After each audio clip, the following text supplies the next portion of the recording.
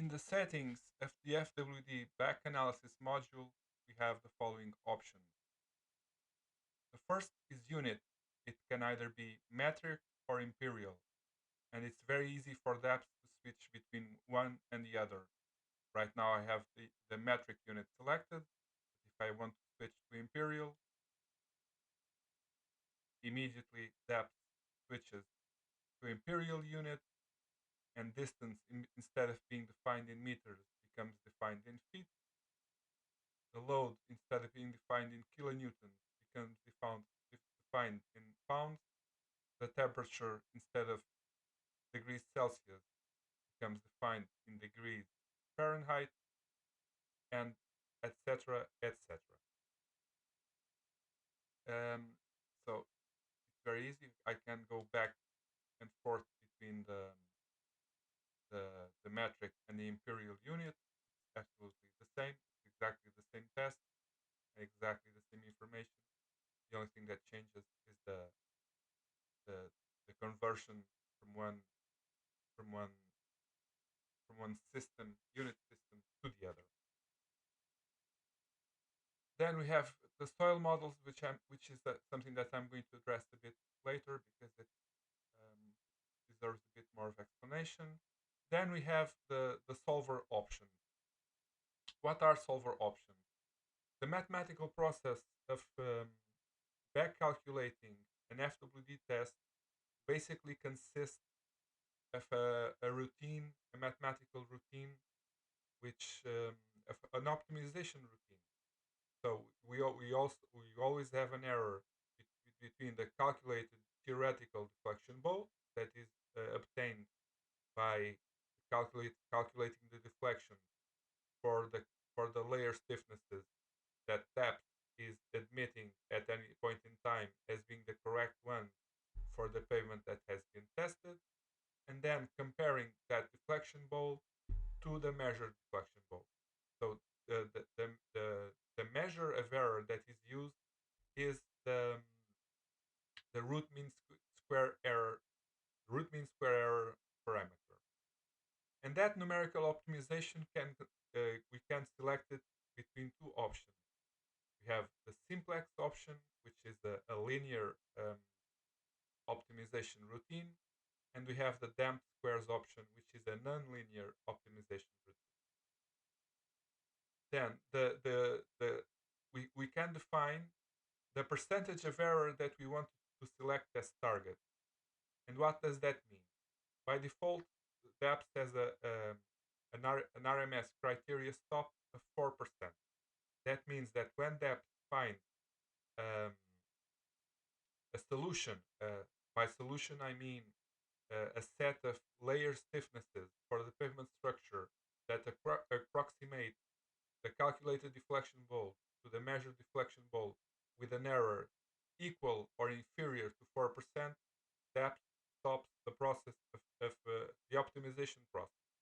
So we can, for example, set that the criteria at 3%, and that will then stop when it finds a solution with an error of 3%. And the same thing for 5 or 6. For example, if I want to increase the error a bit, let's say 6%. But the default is 4%, which is something that seems pretty reasonable. But the truth is that sometimes it's not possible to find a solution with an error lower than the target that we have currently defined, and that can be for many reasons. One of them being that uh, there will always be differences between what we measure on site and what we get from a calculated model. And if let's say, for example, that the pavement is cracked, that will influence the deflections that are measured, and it's going to make it harder for the app to find a theoretical solution that fits the deflections that were measured. So just one possible explanation for the this is just one possible explanation. For example, if we are considering layer thicknesses that do not really correspond to the actual layer thicknesses of the pavement that was tested, we are also going to get a root mean square error higher than the one that we defined as the, the RMS criteria stop. So we have two ways of stopping the process. One of them is by reaching the RMS criteria, and then the other one is by reaching the maximum number of iterations that we can select either by 50, which is the default, or 100. Then in general options, we have drop to use, and we have two options. Best fit, which in cases like the current one in which we have more than one drop per station, will obtain the best fit out of all of the drops that were performed in each station. And the other option is to purely simply ignore the first um, drops and just use the last. We select drop to use last. Then we'll just be considering for each station, we'll be just considering the last performed um, drop. Other things that we can do is that it's not the case with this sample file testing, but let's imagine that we have a faulty sensor or a sensor that is giving us erroneous information. For example, sensor number 4 at 0.45 centimeters. And I want to purely simply delete the information from this sensor because it's compromised. There's a hardware error, and the information that I'm getting is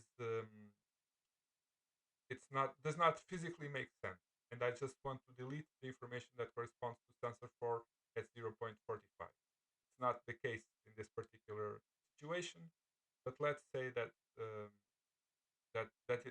let's imagine that it is, and let's assume that I need to erase the information from sensor number 4 at 0.45 meters or centimeters. I'm sorry. So we can just purely simply go to the option faulty sensor removal and select sensor number 4 at 0.45. And notice that right now we have 9 units of sensors, and when I delete this, when I select this sensor here, depth will automatically update to 8 units, and sensor number 4 is now located at 0.6 meters, and the information of the sensor that existed there at 0.45 meters no longer exists. So we go from 0.30 meters directly to zero point 0.6. The sensor that was intermediate to these two has been removed. I can also remove specific drops. So if I use the remove drop number, so let's say that I want to remove drop number 9, which is the last out of every station. So depth remove. I used to have 9 drops per every station. Now if I select the last one, it will be drop number 8. So depth automatically erase drop number 9 from every station. And I have the normalization load that by default is 40.5 kilonewtons, but that I can also set as 60 kilonewtons or even a bit higher. You'll notice that when I update the value of the normalization load, the graphic here and the graphic and the numerical information is automatically updated. So let's say that I want to go. Let's imagine that this is um, an HWD test, and I want to have a higher normalization load of, let's say, for example, 120 kilonewtons. I just have to introduce 120 kilonewtons, and automatically the normalization load is updated for possible FWD station and drop that we have included in the test.